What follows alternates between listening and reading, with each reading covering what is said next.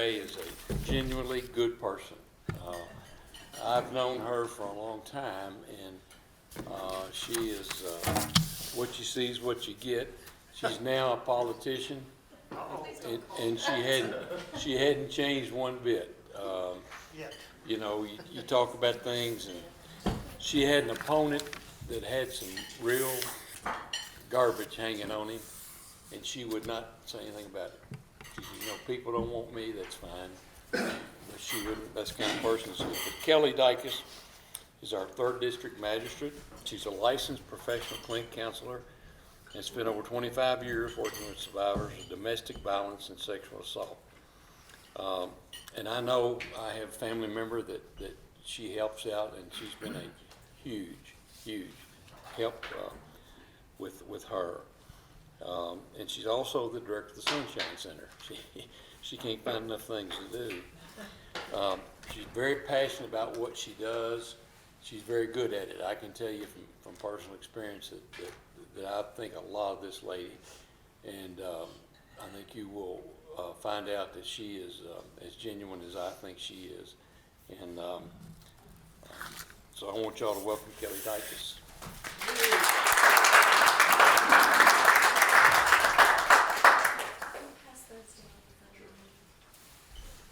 All right, y'all, I just broke my glasses, so You're gonna have to bear with me because I can't see a thing. All right. thank you all so much for having me. I really appreciate it. And thank you for lunch. I love it here. I come here at least once a week and eat this salad, So I'm here today. I've got lots of hats, but I'm here today to talk to you about the Sunshine Center. I've been involved with the Sunshine Center since, gosh, I think I was 25 when I first started with the Sunshine Center as an AmeriCorps National Service member, and it took my heart. So the Sunshine Center, I think lots of people are unclear about what we do there, and they think we're a daycare. I hear that a lot. We are not a daycare. We are a family abuse prevention council. That's what we do. And we do that in lots of different ways. So some of the programs that we have an infant pantry where people can come by and get diapers and baby wipes and formula and the things that young families often cannot afford because they are so outrageously expensive. So they can just come get those things. Those are also things that we always need donations of. In case you ever want to donate things to the Sunshine Center, those are the things that we need. We also have child therapy and adult therapy. So if someone has had some kind of trauma as a child, they can come to the Sunshine Center free of charge and get therapy as a child or as an adult. We've been doing that. I think we've been open now for 40 years, and I think we've had child and adult therapy most of that time. We also have now a domestic violence shelter, and so I think right now we have 6 women and 12 children living with us in a building that's close to where our administrative building is, and we have 2 case managers that do case management with those women and children. We just got a small grant to do art therapy with the moms and the kids to kind of build their relationships with each other, because when you live in a household that is just full of trauma and abuse, it's hard for moms and kids to build relationships with each other. So we're trying to help them do that, and we're doing that through Yes Arts. I don't know if you've had somebody come speak to you yet from Yes Arts, but if you have not, you need to have Elle Travis come and speak to you. She is a true joy, and Yes Arts is a wonderful organization, and we work together a lot. So we do that. We also do supervised visitation for the courts. And so the way that works is if someone is involved in family court, and they have, been involved in addiction in some way, or you know, you might have a dad or mom that has been neglectful in some way or abusive, and the judge doesn't feel comfortable or CPS doesn't feel comfortable with that parent being alone with their child. For some reason, they can come to the Sunshine Center, and we have monitors and beautiful playrooms so that the parent can be with the child and in a safe, fun atmosphere until we feel like they can be alone with their child again. And so we have that program. I'm trying to think. We have a Christmas program that we do every year to make sure that all of the kids that we support all year long have plenty for Christmas, and they always do. We have a Christmas party, and we have Santa and Mrs. Claus and all that fun stuff for them. I'm trying to think, am I forgetting anything that we do? We have so many programs, I often forget all the things that we do. I think I've covered them all. We have a very, very small staff. We have a few part-time monitors, 2 part-time case managers, and one of those is an AmeriCorps member. She's not really staff for us. She's with us for a year. And then we have someone that does our supervision. She's our supervision coordinator, and she only works 30 hours a week. I'm the only full-time staff we have. So it's a very, very small staff, but they're mighty. They do a lot of work in a small amount of time. So does anybody have any questions for me about the Sunshine Center or anything that we do there? How long do the residents stay? Is it, That's a really good question. So emergency shelter is supposed to be 30 to 90 days. I don't know if you all are aware, but we have very little affordable housing in Franklin County. We're in the middle of actually doing a housing study right now, and I actually worked with a couple of guys that came into town that are working on that a couple of days ago. It's really difficult to find permanent housing for these women once they move into shelter. So some of them are there for 30 to 90 days, but more often they're there a little longer than that, which really should be considered transitional housing. We try to do things while they're there that help move them forward. So if they say they were in housing before and they owe electric bills, or they've had an eviction or something like that has happened, and often evictions happen when there's been abuse in the household, we try to help them figure those things out and get that worked out so that they don't have that barrier any longer. We had a young lady not long ago that has 2 very small children, and the man that she lived with was very abusive, and he destroyed all of the documents that she had. So all the birth certificates, everything she needed to move into housing. So she's been with us quite a long time because we have to go out and get all of those things. We have to apply for all of those documents again. And so sometimes it takes quite a long time for someone to be able to get into housing again. So we try to get them into safe, affordable housing within 90 days, but that doesn't always work out for us. What about volunteers? You need volunteers. We always need volunteers, always. So one of the volunteer projects that we have right now is we have a clothing room upstairs. We're trying to build a clothing room so that when women want to apply for jobs and things like that, often they come to us with literally nothing. And so, they might have a sweatsuit on or something like that, but they don't have things to wear to apply for jobs. And so we're trying to build a clothing room for that. We don't have a lot of space for it, unfortunately, so we're trying to go through everything that we have donated and choose the ones that we think would be best suited for job interviews and things like that. We also have the infant pantry room that is, Lord, in disarray most of the time because we don't have a lot of time to do things like that. So we need volunteers for things like that. And we have a beautiful little courtyard in back of our building. Right now we've only owned this building since June, and right now there is poison ivy all over it. So we want to use it. We want to use it for the kids because it's got a little play area that would be just perfect, except it's got poison ivy all over it. So yes, we're always looking for volunteers to do things like that. Okay, well, is it the CARES program? CARES Coalition? Yes. Mm-hmm. Trying to get everybody Yes. to, so that everybody speaks to each other? Yes, and we're part of the CARES Coalition. I'm on that board, yes. Yes, absolutely.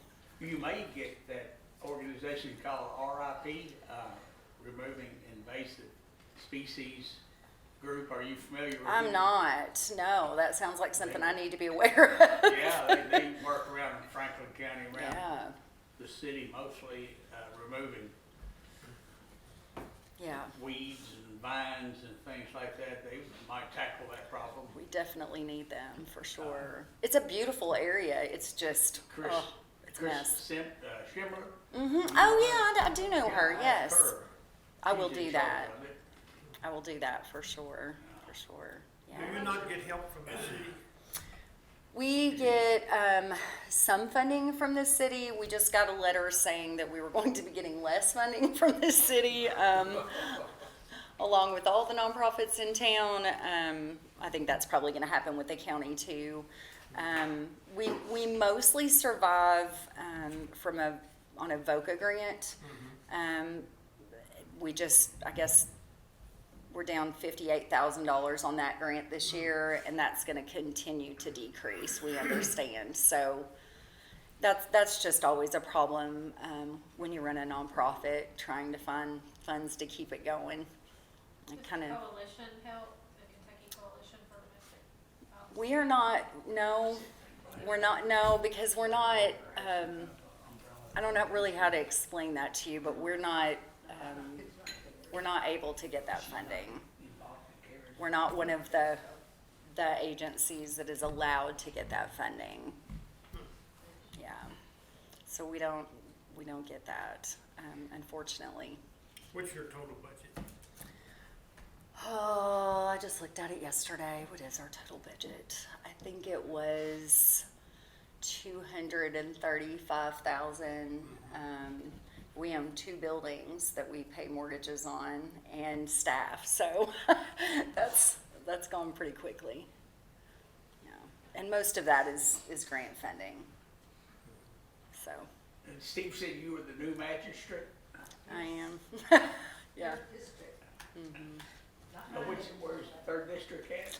It's out Georgetown Road, so it's out 460 and Indian Hills, and just kind of both sides of 460. Michael Muller's seat. Yeah. Yeah. I just Yes. wondered. Yeah. So right. do you see any sympathy coming from fiscal court? I mean, I think fiscal court does what it can. I think we do what we can. I don't think there's a ton of extra money out there for any of this, to be honest. We had the extra money from COVID, and I think, everybody got a little bit of extra money for a little while, and now that's gone. And so I think we're all kind of scrambling to figure out what to do next. We had Jill's Jamboree. We have that every year. I don't know if you guys come to that, but we did pretty well this year with that. So we make about, on fundraisers, probably $20,000 a year on fundraisers. We do 2 of them a year. We may need to increase that a bit, but it's hard with such a small staff to do all of those things. Is Amber Logan still part of? No. She's not. No. You mentioned about diapers. I know at Frankfort Innovation, we have a nonprofit. She's trying to start with buttloads of, what's it called now? Can't remember. Have you heard about that? It's about, trying to get diapers for, I guess, centers like yourself. No. Moms who can't afford that. Buttloads of love, that's what it's called. But she's, That's interesting. it's right over here. Yes, she's trying to work on that, Yeah. nonprofit herself, get that going. Yeah, we once a year, and we just completed this actually, and the First Lady helps a lot with this. We do a shop and share, and Kroger helps with that, and so people go out and purchase those, and then, we, That's a great program. I have volunteered a couple of different times with It's- my kids. it's to wonderful, Collect. yes. And a question that people commonly ask, Mhm. is does your program just support abused females and children?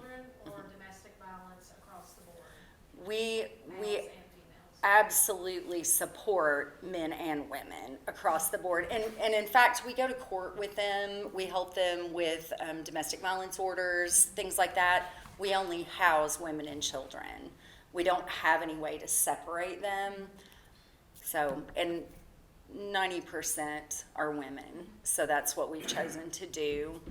But we've had several men call, and we will go to court with them, and we will, help them find housing and do all of those things for them as well. I've worked in a couple of very large shelters where we were able to take men, and that was really nice. We have such a small budget and such a small building that we're just not able to do that here, unfortunately. It's a need here for sure. Single dads with kids, there's nowhere for them in Franklin County. There's nowhere. It's a real need. Did you see the child abuse cases stemming from poor people more? People in poverty level, living conditions, things like that? Here's what I will say about that. I don't think poor people harm their children more often than people with money. I just think that it's brought to our attention more often. But that's who you get is the poor people. That's who we get. Yeah. That's interesting. People with money can hide that a lot easier than people without money. And not just with child abuse. I'm a domestic abuse survivor myself, and I consider myself very fortunate that I didn't have to use a Right. resource, but grateful that there are resources out there and Yeah. available for Absolutely. people that don't have any other alternative. That's So right. I think that kind of speaks to that. Some people, I'm not loaded by any means, but Right. but I had other resources. Right. And so I tell people all the time, and this is absolutely true. There's no difference in me and one of the women that's in our shelter, except that my family is my family. We have a support system that they don't have, and that's the difference. Most of the women that are in the shelter have no support system whatsoever. They have no family around. They haven't been allowed to have friends. They've been isolated. That's just part of the cycle of abuse. So that's the way it works. And that's how we end up with them. They don't have anywhere else to go. And that's tough mentally. Oh, yes, it's awful. It's what keeps them there. It's by design. So you think it has anything to do with lack of education? I think lack of education isn't helpful, but I don't think that's the cause. But would it help if these, just like Kentucky is like the fourth from the bottom in the In child 50 abuse? states in education? Do you think it would? Education is really helpful. It's helpful, but it doesn't. but it's not the cause. It's not the cause of abuse, for sure. And we like to blame What is the alcohol cause of and abuse there's all kinds of causes of besides substance abuse. abuse? Substance abuse is not a cause of abuse either. It's not. It's something that is learned. I'll tell you what I see most often and what I have seen for the last 25 years. And it's changed somewhat, but not a lot. Most of the women that I see, I would say 70% of them were also abused as children. So it's their normal.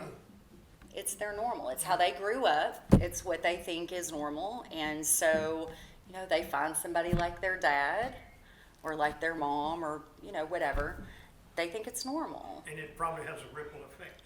Yes, and then, which is why for me, it's so important to work with their children, because I want their children to know that this is not normal, that this is not a healthy way to live your life, that it's not safe. And so that's why I work with kids so much.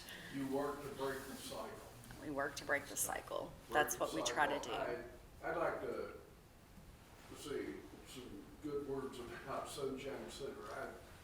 I just retired from CASA volunteer after 21 years. And I worked with you, yes, that's right. Those entire 21 years, Sunshine Center has been so helpful in the parenting classes. Yes. and, Oh, I forgot to mention parenting classes. Supervised visitations Yeah. and all of that kind of thing. And been tremendous to work Yeah. with our kids. And my background in Jefferson County Juvenile Court and the prison system for 37 years. Education, poverty, all of those kind of things are no respecter of crime and abuse and everything else. The richest people abuse their kids. That's right. Just like anybody else. It's, you gotta, sometimes you gotta scratch the surface and look very deep to find what's going on in a family that appears everything is super fine That's on right. the surface, That's right. but you've got abuse going on, the spousal abuse, whatever, child abuse, and then when you get to families who sexually abuse children, you may find that, we did in several cases, that the parents themselves were abused. The Yes. mom and Yeah. dad were abused as children, That's right. and therefore that was normal. It's normal. Yep. And, Well, and that's love to them. That's what they see as normal, Yeah. and that's what they were taught is love. that's when you It seems gotta- crazy to us. It seems so skewed and odd. But everybody learns love differently, and that's what they learned Yeah. love was. You know, and we do what we are taught. That's what we do. And you know, the thing too that I think always surprises people, because I get asked all the time, why don't they just leave? Why don't they just leave? Right, why do they stay? Yeah. What I want people to understand is there are a myriad of reasons people don't leave. But the biggest one for me, because I've watched people die for 25 years, the day they walk out the door is the day they're most likely to die. So that's the question that makes me crazy. Like, it makes me crazy. Like, you don't know what you're asking. You know, people don't like being out of control. They don't like being, out of control of their children or their lives. They don't like that. And they will do pretty much anything to keep control of that. So just understand that it's a really dangerous situation when a woman decides to leave, especially if she's living with her kids. So, Aren't there studies of certain states that have, the average family has a higher income than the average across the whole United States? It's not a poverty. It's a state you wouldn't consider to have very much poverty. The level of income is equal across the board on some states, pretty much. There's not a bunch of billionaires, and then there's not 3 billionaires and 3,000 poor people living over here. Everybody's got a little bit of money, and I've been reading about a little bit about that. Those states that are able to do that spread the money out a little bit, raise everybody's income some where everybody can live Yeah. comfortably. you mean there's Better less, right? education, they don't have quite as much of that Well, type of crime going through. so here's the thing too, though, that you need to remember. When we spread the money out a little bit, people are able to get the assistance that they need. It's Yeah. not, it's you go. about the assistance. So it doesn't prevent it for sure, but you're able to get the help that you need. Yeah. So, And and statistics prove it too. There's For not sure. much that going on in those kind of states. it's going on. Believe me, it's going on. Yeah, but not. It's going on, but we can reduce the rates with education and with counseling and with all of those things that money pays for. Yeah. That in Kentucky we So that would be have the decided upside. is not that important. That would be the upside of the Sunshine Center, is to try to find some way Yeah. Where everybody can make a little bit more money, can afford to be able to get the help, right? Well, that's why we make all of our services free. So that, you know, it doesn't matter if you have money or not, you still can receive these services. It's not the issue. Yeah, yeah. We just, we need for, it has been my experience that when you can get kids, when you can teach children, that's when you make the difference, because it's very difficult to change adults. It's not impossible, but it's very difficult to change adult behavior. It is really easy to change kids' behavior and their understanding Even of with the that world. education, I'm an educated person. Yeah, I was abused as a child. I watched my mother abused, yeah. and I knew better. Yeah, you know it up here, right? I know better, but you know, it's still, sometimes you find yourself in a situation you didn't expect to find yourself right. in. And then you're there and you're knee deep and you're stuck and you're with somebody that is controlling you with words, with physical actions, with money. Yep. And you find yourself in a situation Well, that I knew better. Right. Well, but And it doesn't matter how smart you It are. doesn't matter that I have a bachelor's That's right. degree. It doesn't matter that we lived in a nice house in a nice neighborhood. That's right. You know, none of that. None of that makes a difference when somebody's telling you daily how stupid you are and how nobody else is going to want you and how you're defective. And I knew better. Yeah, but you don't feel it. But sometimes you find yourself in that situation. That's right. And luckily, I eventually got to the point after 4 years where I had a resource and a way out. But just like Right. you said, that's when I felt even more scared. That's when it's terrifying. Because Yeah. the control is shifting just exactly like you said. Yeah. So, and I had that misconception too. Why doesn't she just leave? Everybody You know, does. But really, Yeah. until you're in that set of circumstances, You don't You understand. really don't understand No. at all. No, it is difficult to understand, and you know, as crazy as it makes me every time somebody asks me that, I understand. Yeah. I get it. You know, I hear people say, my own mother said one day, I just hit him in the head with a frying pan. That's great. I wish that worked. I'd like to hit them all in the head with a frying pan too. And that fear doesn't ever go away. It doesn't. Like It that- does like- not. like- That trauma lasts a I mean, lifetime. so many years removed. I think it's 2018, so I'm almost almost 5 Yeah. years removed, and there's still some anxiety every day. Sure, of course. Well, and you're probably triggered all the time and don't even expect it. Yeah. Yeah. I do I'll turn my hat for a second. I'm a therapist outside of the Sunshine Center too. And so what I focus on is young people mostly. I see adults too. But I do trauma therapy for that very reason, because it doesn't go away. The trauma doesn't leave you. We can try to eliminate some of that. We can, I do a trauma therapy called EMDR. Have you ever heard of that? It was used with combat soldiers, and I think they started it 25 years ago. And so when men would come back from war and they had PTSD, it worked really, really well. And so we started noticing that it worked really well for sexual assault survivors too, and women who had been, in a domestic violence relationship, and, people who had seen somebody be shot, and, just all kinds of things. And so I use that therapy a lot with kids and with young people, because we know that the faster we get to them, the faster we use these trauma therapies, the better off they're going to be.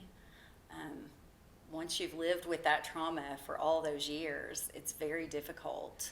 It's very difficult to calm those triggers down and to change the way you see the world.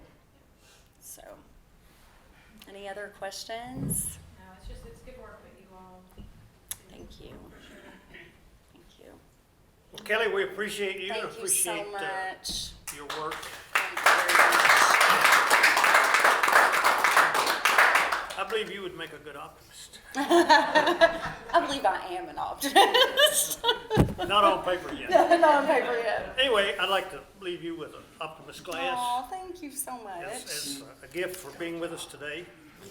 And here's a little message that tells a little bit about the Optimist Club. Wonderful. Yeah, and I'll read it when I get my glasses fixed. all right. And here's the Optimist Creed Okay. that we're going to recite here in a minute. Thank you So so we much. appreciate you. And if I can ever be helpful to anybody here, seriously, reach out to me. Our number's on the pamphlet that I handed out, okay? Well, I can say that I'm blessed by having grown up in a non-abusive home, and it makes a difference. It does. It makes a difference. Well, my wife tells me she's gonna kill me every once in a while.